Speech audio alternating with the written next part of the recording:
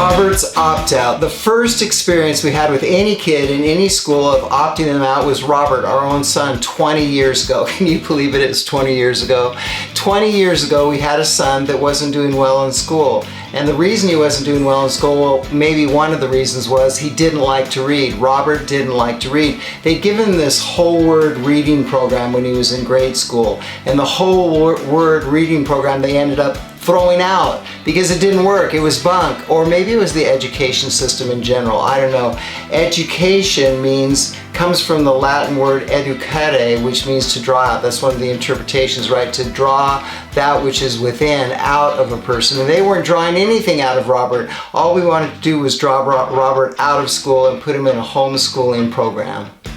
Back then, we were required to go to the school administration offices and talk to an administrator, and I call it HQ or headquarters because this is like a battleground. That was their HQ or headquarters, and we were required to go there. This is a battle for our children, a battle for our children, so HQ made more sense. Why are you taking Robert out of school? The condescending tones came from the school administrator sitting across from him on this big brown desk in his school office. It was a flashback for me. It was like going back in time.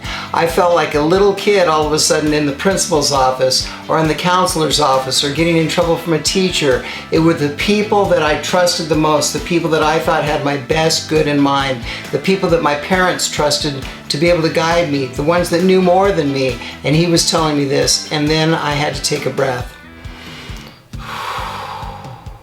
Because Robert isn't doing well in school, and he won't do well in school, and we're going to mix it up. We're going to put him into a program of homeschool and see how he does. But you know that if Robert goes into homeschool, he'll never get a proper diploma and he'll never get into a good university. And I said, actually, homeschoolers do great on tests and they get into the greatest universities, and we're going to do this. Thank you very much. Just show us the paperwork to sign. He pushed the papers across the desk, and in a few minutes, silently, we were out of there. The breath. The verbal defense, and everything we did that day really saved us. However, when it came down to it, it was about butts and seats. It really had nothing to do with Robert's better good or his university career or anything else, his education. It really had to do with the diabolic agenda that's been going forward ever since then, before then and after then. And we opted Robert out. That was the beginning of our opting out.